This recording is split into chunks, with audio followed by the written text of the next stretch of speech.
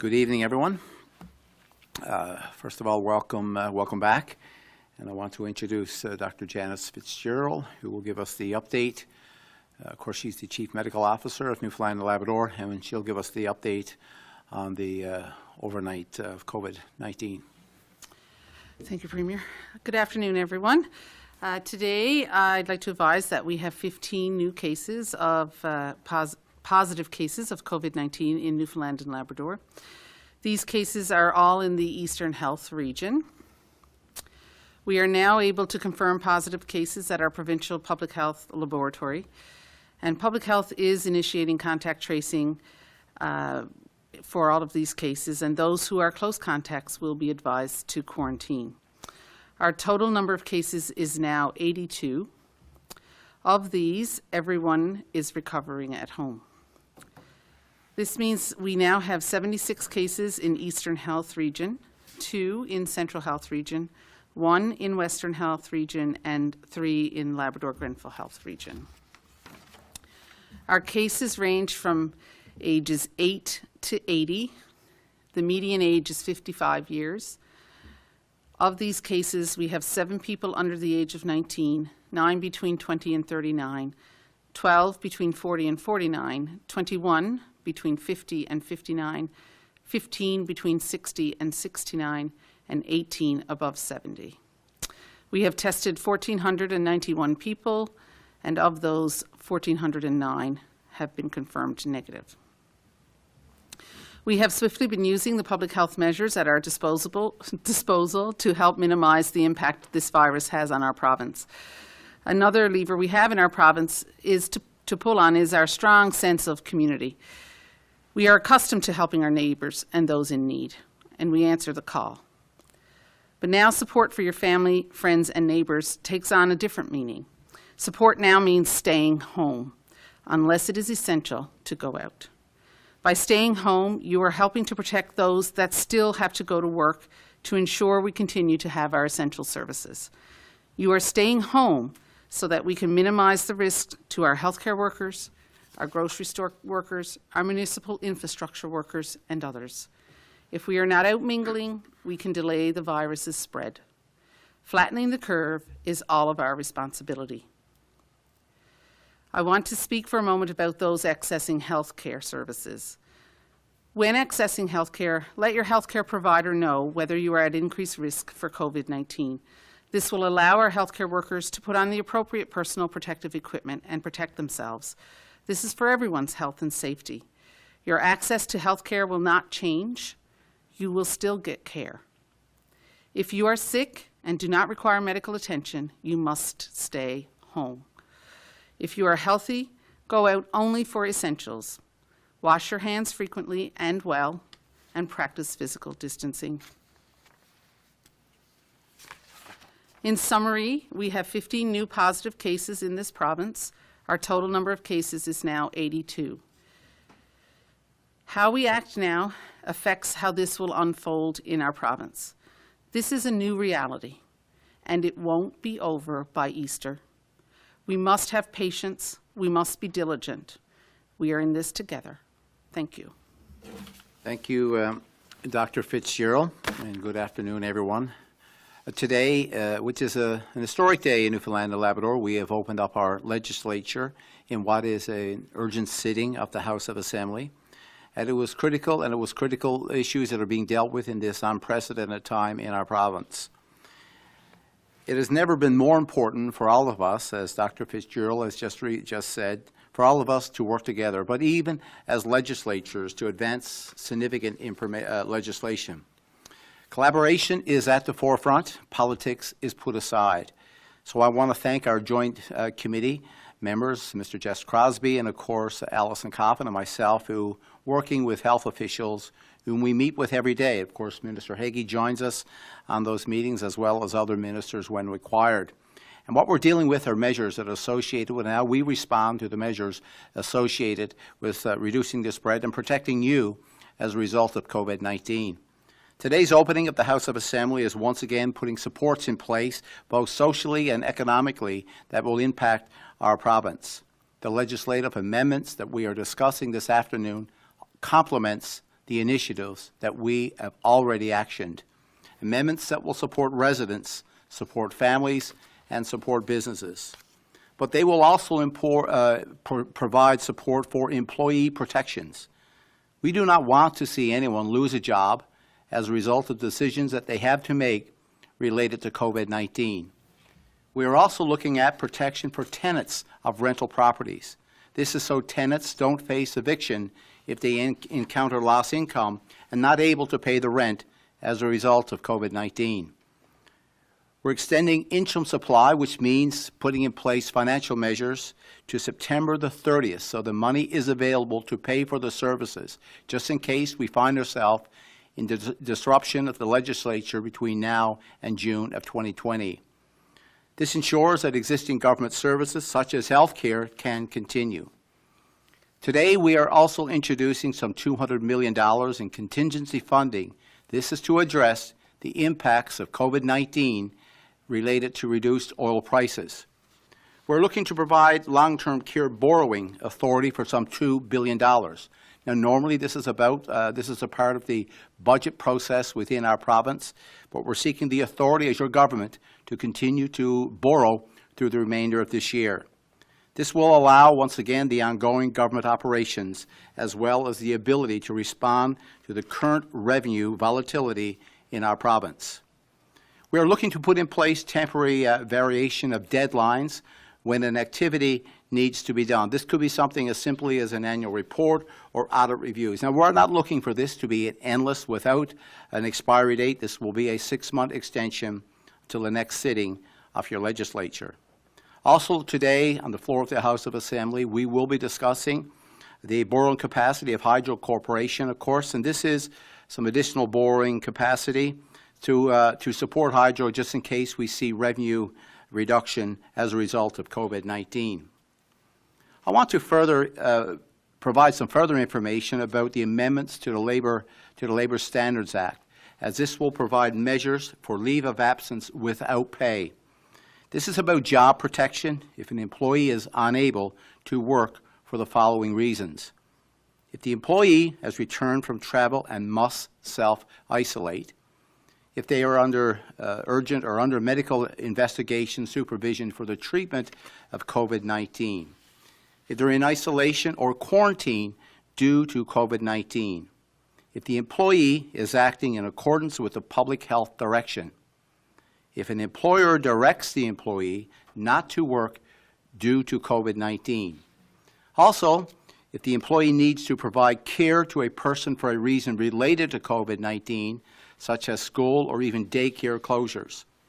But if the employee is directly affected by travel restrictions and cannot reasonably be expected to travel back to the province. This is what today's amendments under the Labor Standards Act is all about. So they make it quite clear that the employee will not be required to provide medical note for this leave as well. This legislation is about putting supports in place for residents of our province as we navigate our way through COVID-19 together. This is to help prevent the spread of COVID-19 virus during this pandemic. We have also put in place new restrictions around our provincial ferry crossings. These restrictions are limiting passengers to essential workers who are traveling to their workplace, about patients traveling for medical reasons, including such things as a doctor appointment or for a pharmacy for medications. Also for those traveling to purchase essential goods and supplies, could be groceries that are not available in your home community. For those supporting and transporting essential goods. Also today we're talking about the limit of the interactions between passengers and crew members on our provincial ferries. This will allow time to clean the vessels. The number of trips for each ferry run is being reduced, so we can allow for some cleaning by the staff. Passengers can also remain in their vehicles during crossings to practice social distancing.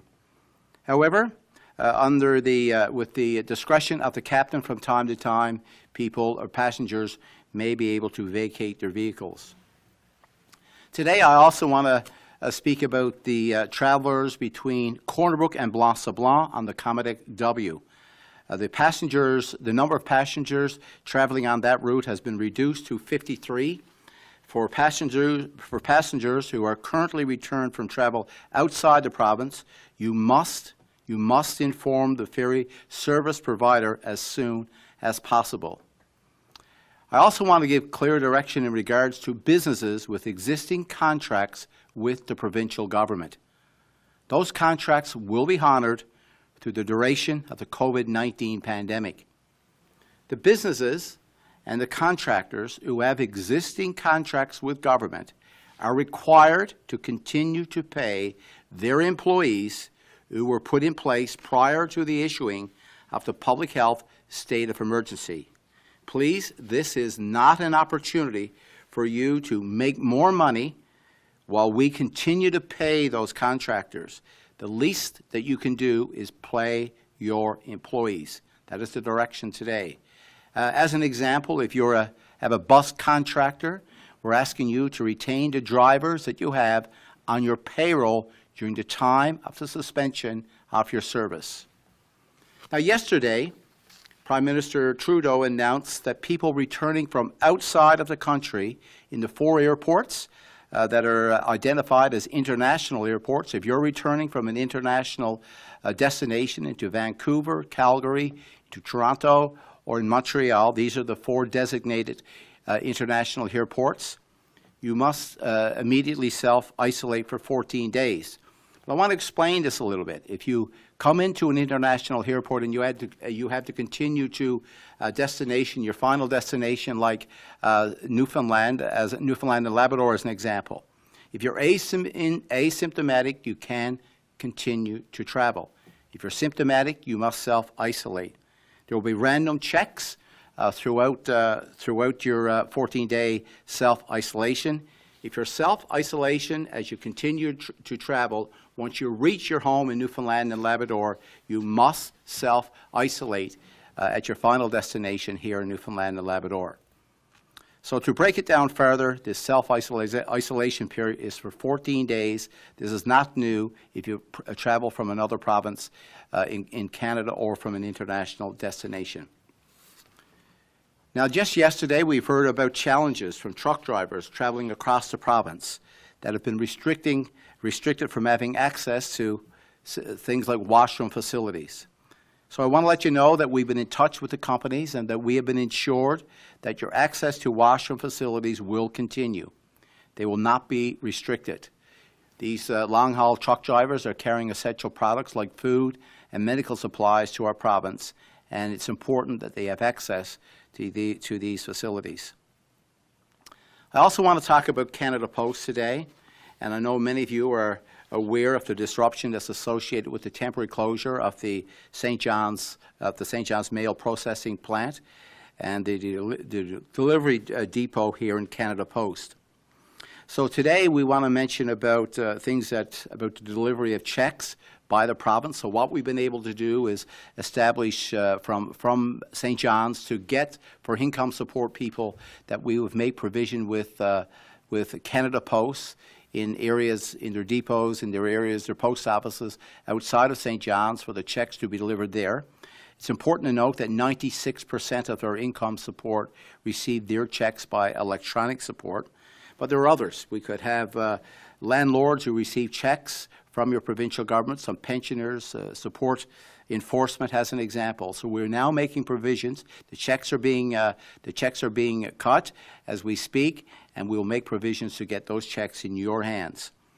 So it's important that this information and these announcements that with changes in legislation, how we get money into the hands of our income support recipients and others that I've just mentioned, that all these guidelines that we will continue to enforce with the state of emergency that we have put in place a few days ago. So this is about protecting you and is about supporting you. Now, we have talked at great length at this table about bringing law enforcement and taking away your license as an example if you are not being compliant with guidelines.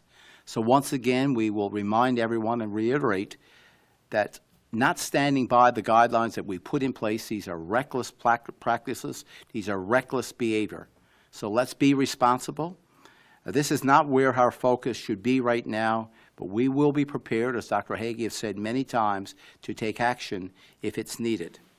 I also want to say that the majority of you're at home, you're safe, and you're doing the right things. So I want to compliment you on doing what is the appropriate thing, protecting you and your family. You are setting a good example of what it takes to be leaders in your community and leaders in your home. So your actions today, as Dr. Fitzgerald just said, your actions today determines our future for tomorrow. So thank you very much. Dr. Haggie. Thank you very much, Premier.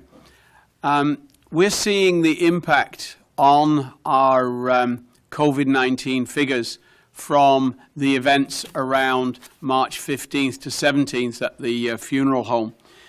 It's interesting across the country to see that we are following in the footsteps in some respects of other jurisdictions. There have been outbreaks clustered around a retirement home in BC. There was a convention of professionals in Vancouver and a bonspiel in Saskatoon that have all generated similar concerns in those jurisdictions. And St. John's is no different. We are a metropolitan area. It has had an impact on workers in the healthcare system. And because of contacts and the nature of those events at the funeral home, we have somewhere of the order of 60 people at Eastern Health in a variety of skills and occupations who have been affected by this and are currently at home in self-isolation. We have staff across Eastern Health who have tested positive.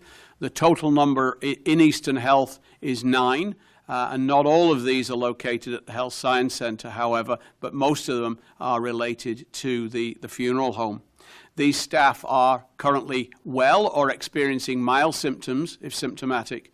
They are being managed at home and they're being followed by public health.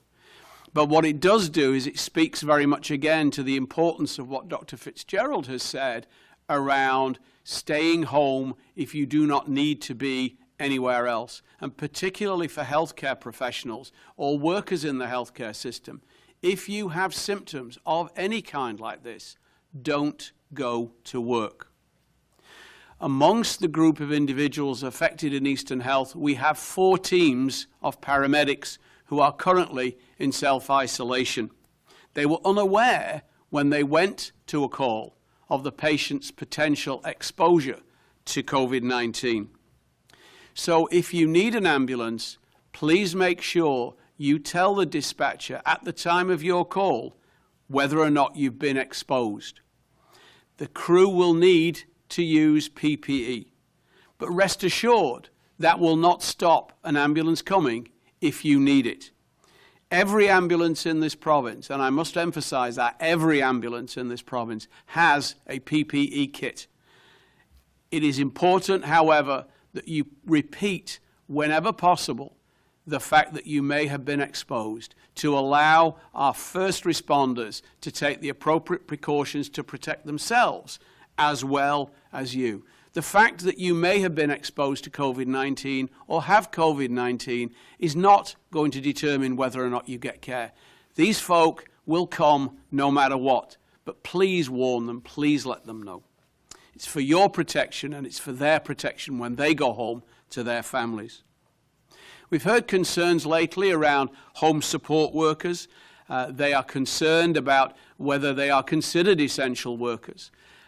The phrase I use, essential workers, is in terms of whether you're necessary to the functioning of the healthcare system. And the short answer is you are. We cannot manage without you.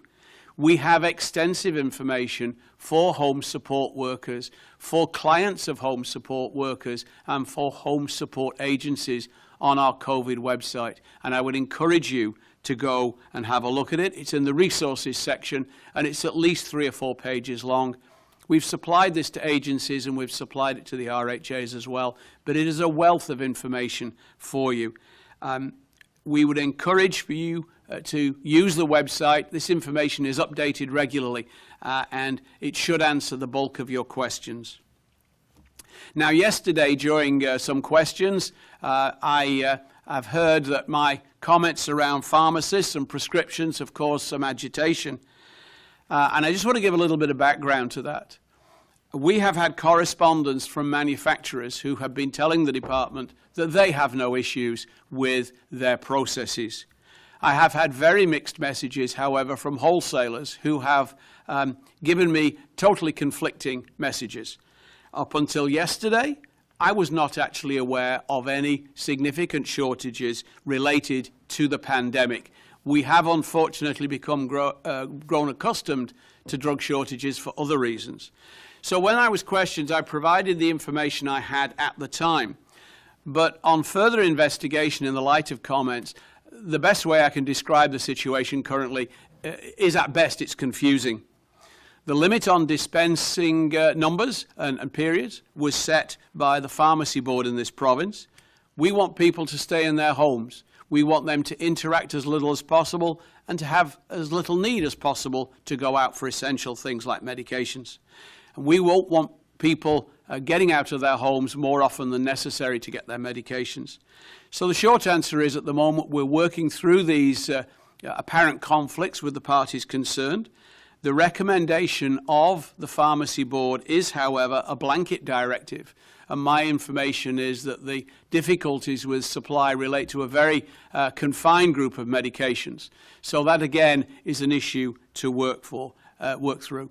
But I would encourage anybody who has a question about their medication and supply to speak to their pharmacists. People should listen to their pharmacists. And quite frankly, if what I said yesterday bugged you as a pharmacist, please accept my apologies. That was not my intention. You are crucial to the healthcare system. And as we saw during the snow event, it was really important for the people of St. John's to have access. And it's no different now during the COVID issue. So thank you for the work you do. And I'm just going to close by, again, I will take any opportunity to thank our workers in the healthcare system. Whether you lay hands on a patient, or you lay hands on the food that they eat, or whether you clean the floors in a hospital, we cannot do without you. You have worked so hard and continue to do that under challenging circumstances when everybody else really wants to be home with their family. I'm really proud of what you do. We have the best healthcare in Canada in this province, and I would argue that Canadian healthcare is showing itself now as the best in the world. But remember, we get through this together. The time to do something about this is now. Stay home if you don't need to be out, and stay home if you're sick. So thank you. For the benefit of our speakers, we have 11 reporters registered today. In the essence of time, each reporter will be given the opportunity to ask 2 questions and 1 follow-up. We will run through the telephone queue, so each reporter is given an opportunity. Following this, should time permit, I will ask if there are any further questions. This call will end at 3:29 p.m., and reporters can email me their further questions. Thank you. Operator, you may proceed. Thank you. We'll now take questions from the telephone lines. If you have a question and you're using a speakerphone, please lift your handset before making your selection. If you have a question, please press star 1 on your telephone keypad. If at any time you wish to cancel your question, please press the pound sign. Please press star 1 at this time if you have a question. There will be a brief pause while the participants register for questions, and thank you for your patience.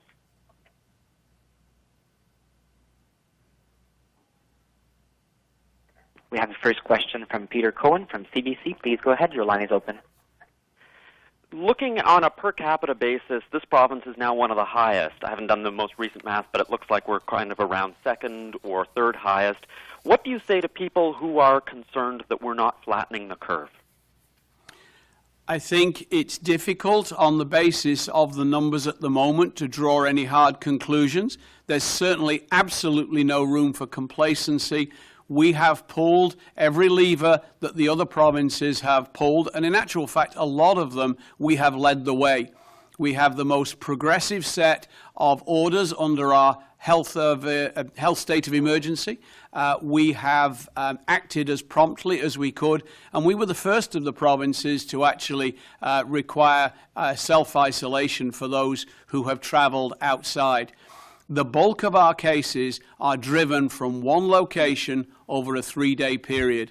And I think as those cases work their way through the system, the real telltale will be how seriously the people who went there take their self-isolation, and the figures that come up from other regional health authorities. If you look, the numbers in the other health authorities are small and are not particularly growing at any great rate.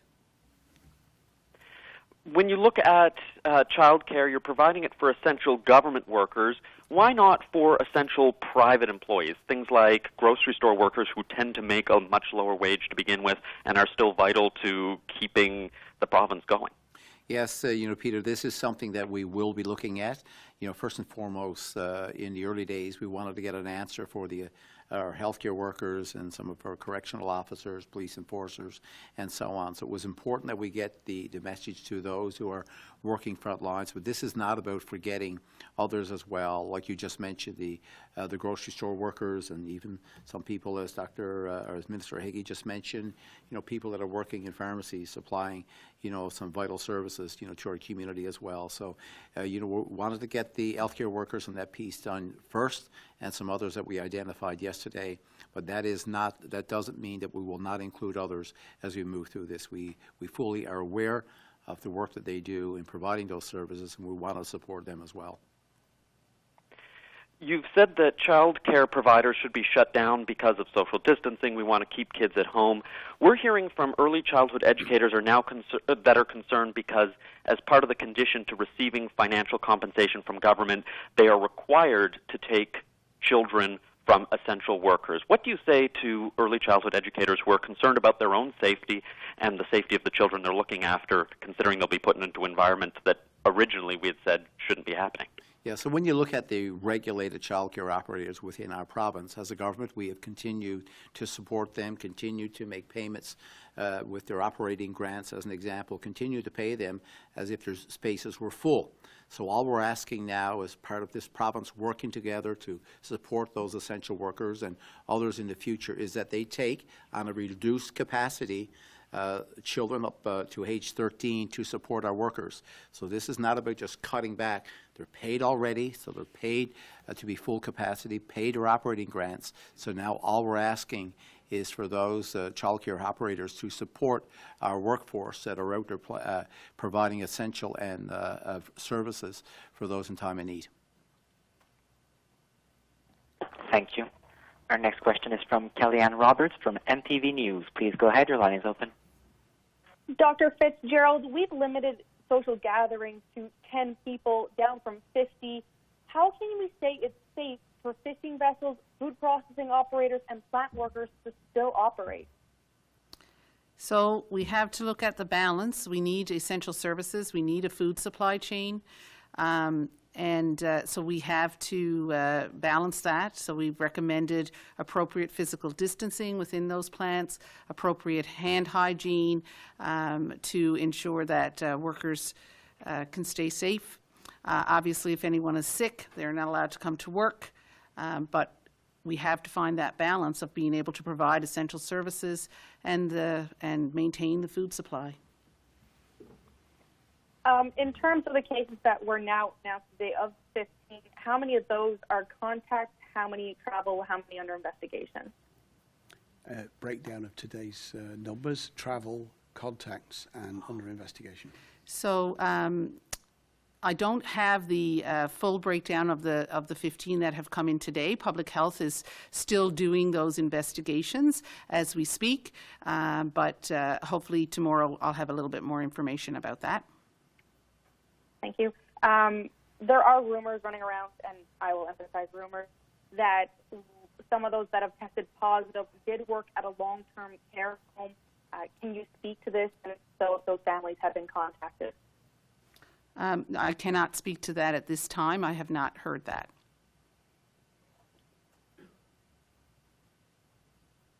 Thank you. Our next question is from Peter Jackson from The Telegram. Please go ahead. Hi. I have a question about the travel restrictions now placed in Canada. If a person arriving in Canada is required to self-isolate in their place of where they land, and then they come here, are they looking at another 14 days isolation? Yeah, so Peter, I want to clarify that because some of the information that would have been coming out yesterday in the early days of this announcement or the early hours of this announcement, we were led to believe that if you landed at one of the 4 international designated airports in Canada, well, then you would immediately have to self-isolate in those cities. That would be Vancouver, it would be Calgary, in Toronto, or in Montreal. So right now, where we are is that if you're not showing symptoms, when you land in one of those airports, you can continue your travels to your final destination. So let's make this about Newfoundland and Labrador right now. If you come on to Newfoundland and Labrador asymptomatic, the guidelines when you land in Newfoundland and Labrador, either at St. John's Airport, Goose Bay, or for a small number of people that could be coming into Wallbush, you must immediately self-isolate for 14 days.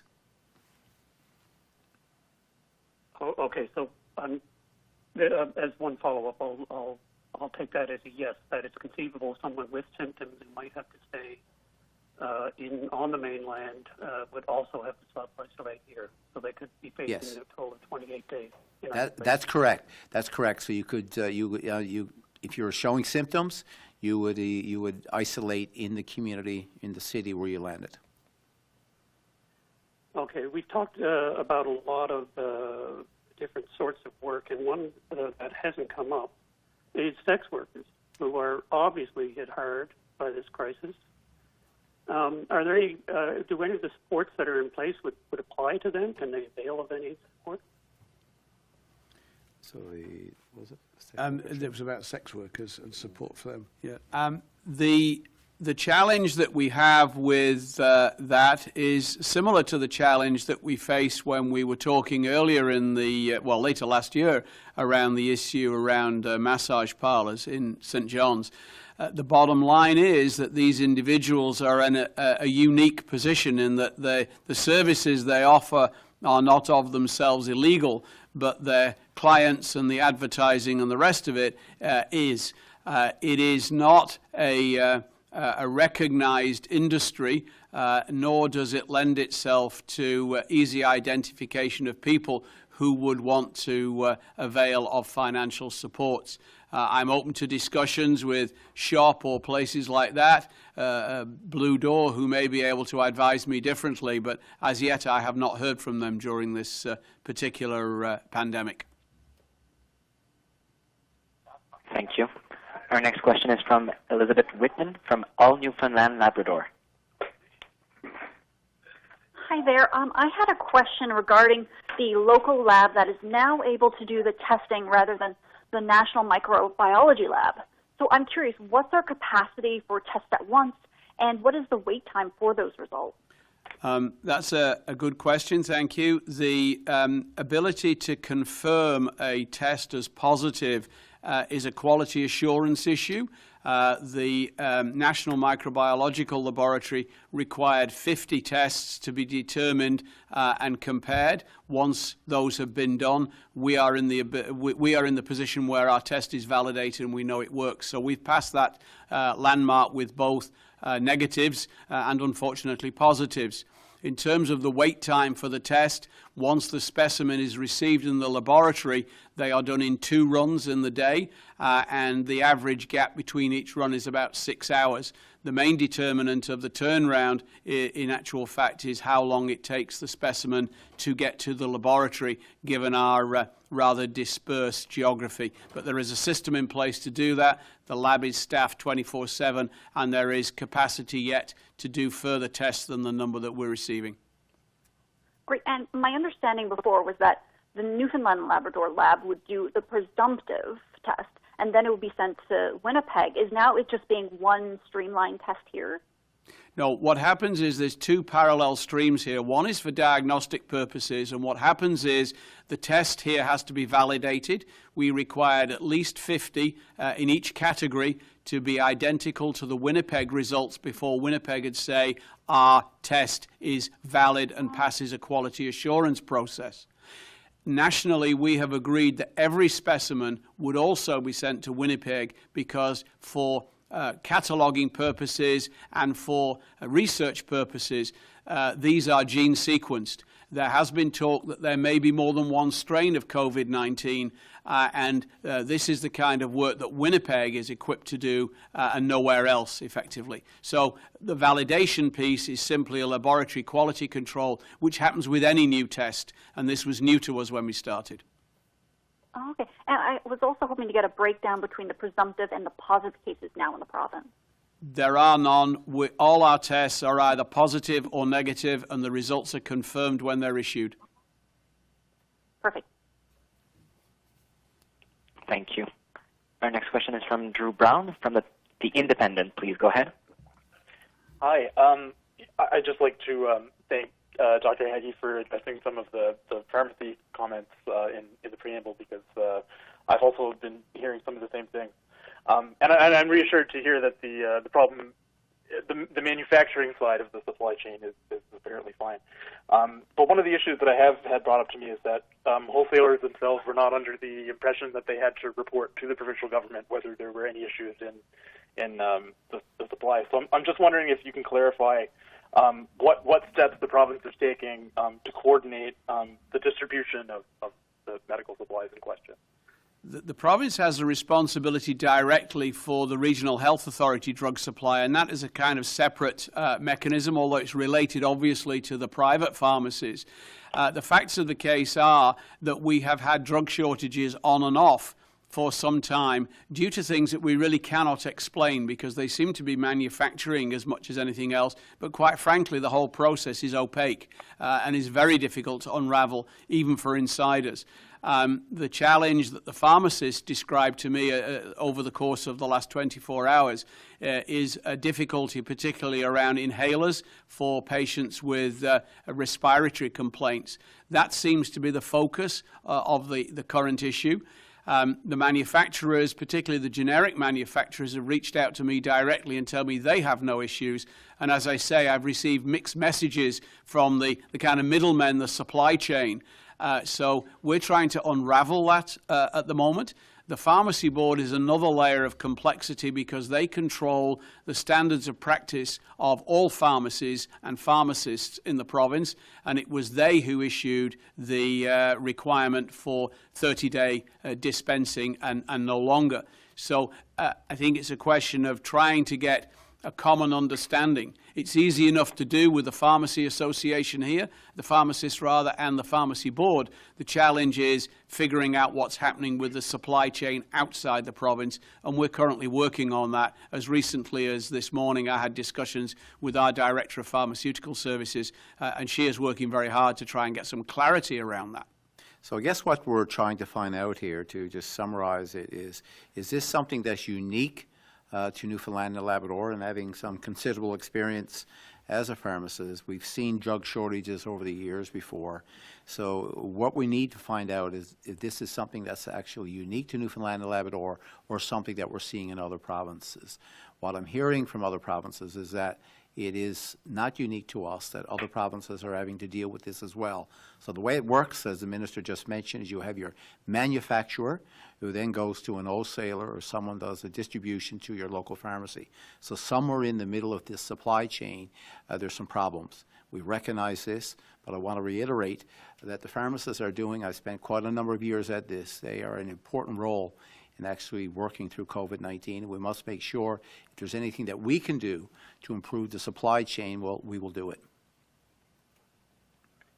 Perfect. Thank you. Thank you very much for those answers. Yeah, so the second question I had was, we know that federal aid is forthcoming for workers who either forced out of work or have to take time off for COVID-related reasons. And I know that the province has brought in some amendments today, but all that sort of centers on unpaid leave. So I'm wondering if the province is considering any wage subsidies or other paid protections for essential workers like gas clerks or grocery store workers who do need to stay home while sick as part of the public health emergency, but can't afford to miss a shift or wait however many weeks for the federal EI or emergency relief. Yeah, so what I understand, the The programs that were announced yesterday are very broad, and they would include people, just not those on EI. They would use the EI system and the mechanisms that they would have in place to support people that have been impacted and job losses. We are seeing unprecedented unemployment numbers in this country. As has been said and been reported, we're looking back at numbers that would be similar to what would have been seen in the 30s, and the highest numbers of unemployment rates since they've been tracking those numbers. So the number of programs, and we've been working with the federal government. We'll have another call again later this afternoon to try and figure out how the dynamics are within those programs.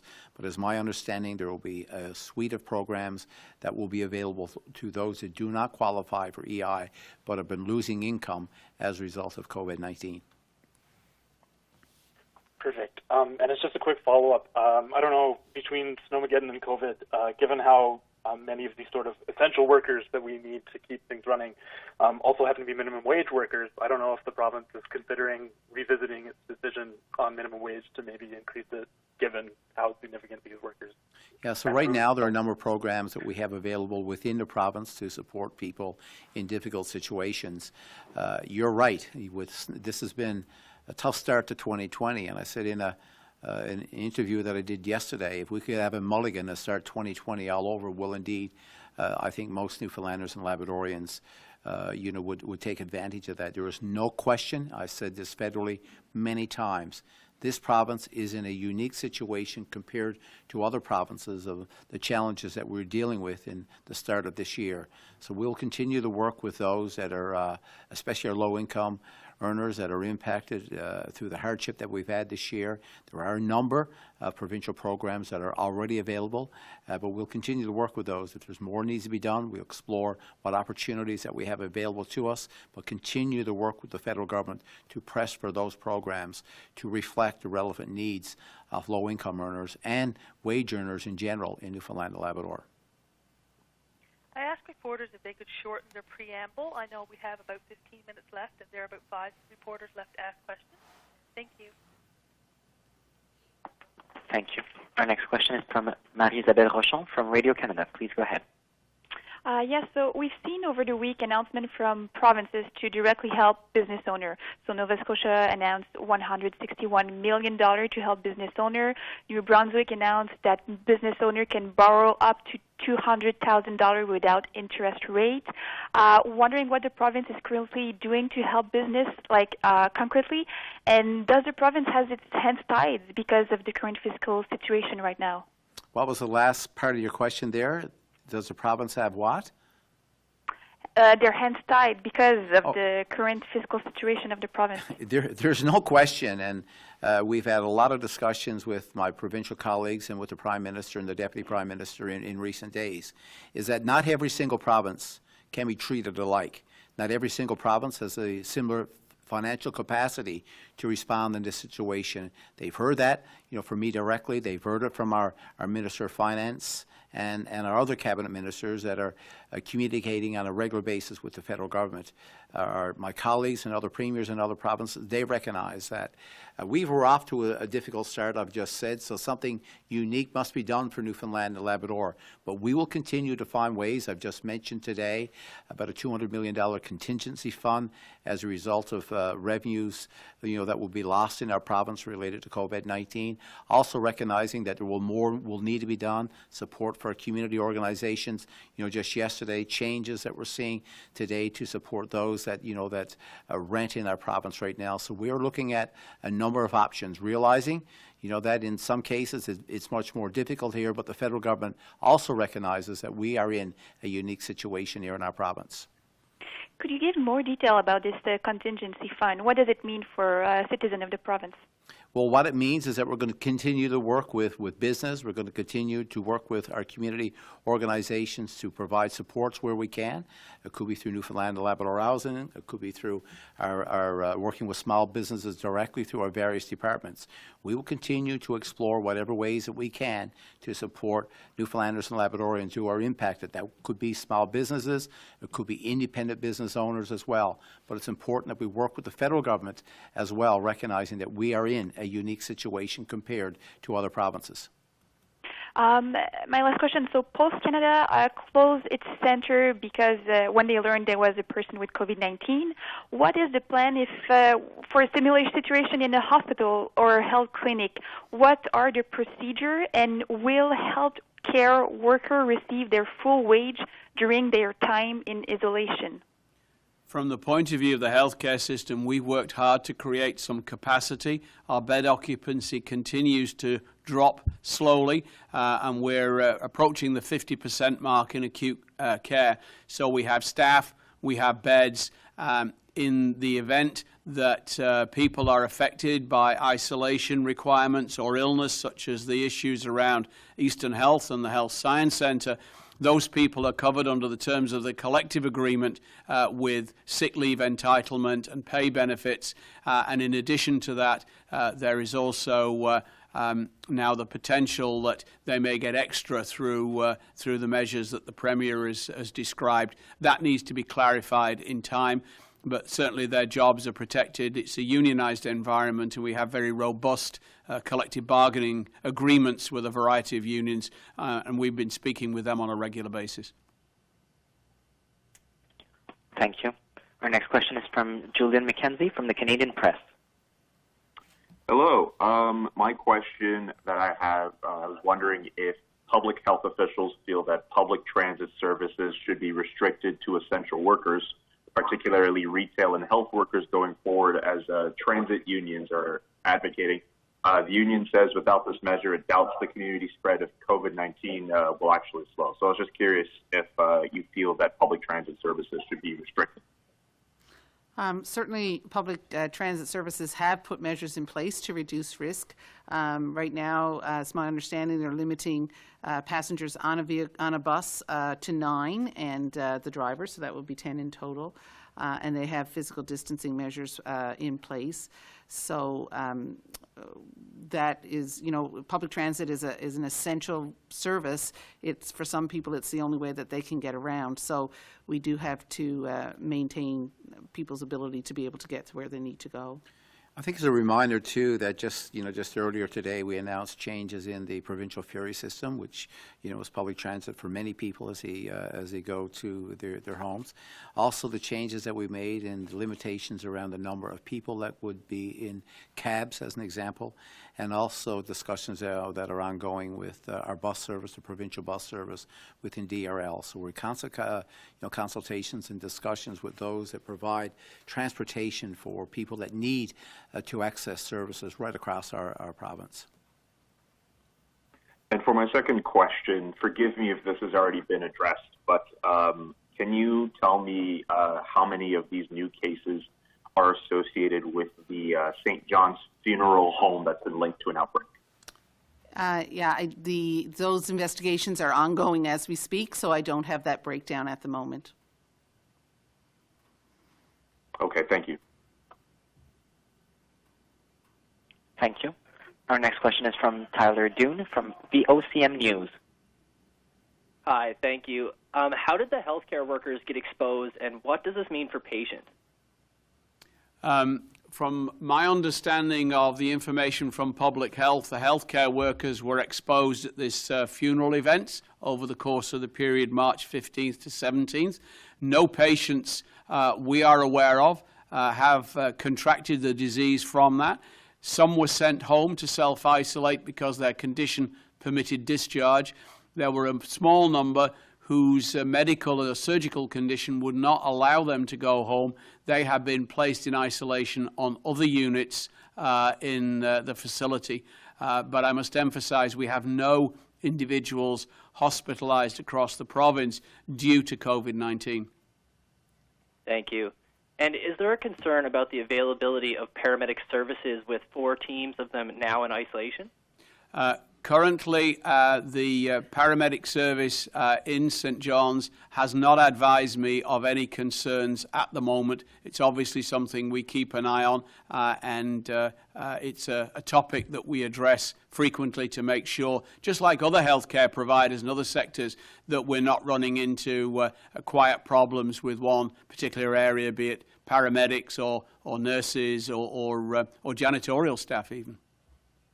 Thank you. And lastly, what are the current estimates on how long this public health emergency might go on for? We have, we're hoping for the best and planning for the worst. I would suspect, quite honestly, that we would not be back to normal by May 24th weekend. I am pretty sure that it's going to be sometime in June. Whether or not we make a Canada Day celebration, time will tell. Thank you so much. Thank you. Our next question is from Ross Lord from Global National TV.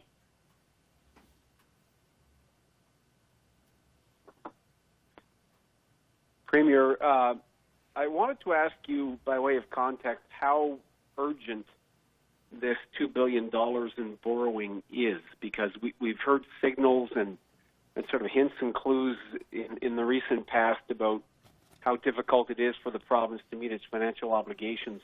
Can you cover payroll without that loan? We can. There's no question the province is in a very difficult situation, but we'll be covering payroll. We'll be providing for essential services within Newfoundland and Labrador. So that's not the issue. The issue is one of a more long-term situation that not just Newfoundland and Labrador is finding itself in. It's other provinces are there as well. And this discussion comes up quite often with our federal finance minister and our other provinces. The whole country, we're seeing the economy that is broken, it's shaken. But when you see provinces like Newfoundland and Labrador with such a reliance on natural resources, oil and mining, and seeing the impact of what's happening on those industries, this is going to take some time for this economy to be rebuilt. So it's important for us right now to put measures like we're doing in the House of Assembly as we speak to make sure we have the borrowing capacity, $2 billion in this particular case, that will be, by the way, supported by the recent decisions that have been made by the federal government with the support of the Bank of Canada to help support this line of credit or this credit facility to some 40% and more if it's required. Okay, you saved me a question when you referred to the Bank of Canada, because I was interested in the connection between that move and your borrowing bill today. So that helps. My other question is, you keep referring to talks with the federal government. What is it that the federal government needs to do for your province, and what might your residents expect them to do, whether that's an oil and gas package or something beyond? Yeah. So we'll continue to work with them on a number of different initiatives. Let's keep in mind from a national perspective, when you look at Newfoundland and Labrador, this is not a province that receives equalization. If you compare this to provinces around the country, as an example, Nova Scotia would be over $2 billion a year in equalization. New Brunswick would be $2 billion. PEI would receive, several hundred million. Manitoba, Quebec, we all know the numbers, but what we are not getting in Newfoundland and Labrador is access to that equalization program. So we've been pressing the federal government to put in place a program that will support provinces like Newfoundland and Labrador, like the Fiscal Stabilization Program that many of you have heard me speak about, something that could reflect the problems that we are expecting or we are experiencing in Newfoundland and Labrador. So these are the kinds of discussions that we're having with the federal government. Thank you.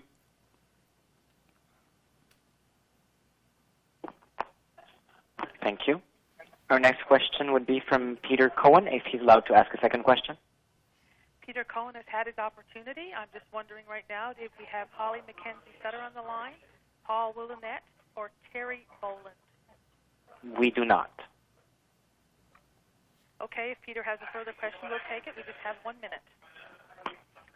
Hey, question for you. A lot of workers are still obligated to go to work, things like industries that are still open. What do you say to people who feel unsafe still showing up to large workplaces? So the important thing is the Chief Medical Officer and all of us at this table, we have put in guidelines of what a safe workplace would look like.